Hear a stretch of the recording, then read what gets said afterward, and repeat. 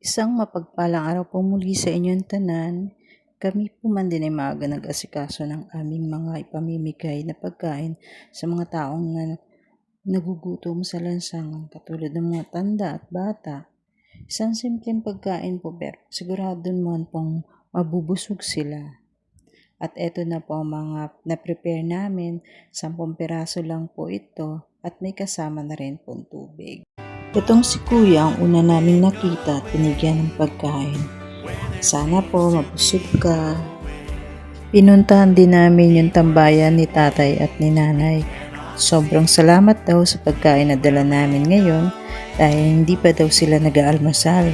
Pinuntahan ulit namin yung pwesto ni ate.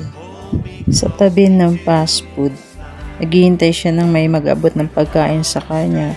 At sobrang salamat daw ng marami sa binigay namin sa kanya ngayon. Isang pamilya naman nakita namin ang nakatambay sa isang nakaparadang jeep at ito'y nilapitan namin. Kumakain sila ng chichirya at sabi nila yun lang daw yung pagkain nila. Mabuti na lang daw at dumating kami, binigyan namin sila ng pagkain. Grabe ang tuwa nila ng binigyan namin sila ng pagkain kasi yung asawa niya kapapanganak lang daw, wala pa raw kain mula kagabi.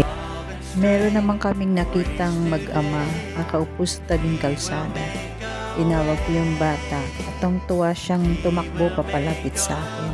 Sabi ko, kainin mo yan ha, at mahirap ang maging mahirap, kaya po makontento po tayo kung ano pong meron tayo. Pasalamat po tayo lagi dahil may pagkain at bahay tayo, hindi katulad nila. Kaya Lord, salamat po sa araw na ito at kami po inyong sinamahan. At natapos din po namin ang mission po namin sa araw na ito. Hanggang sa muli, bye-bye and thank you.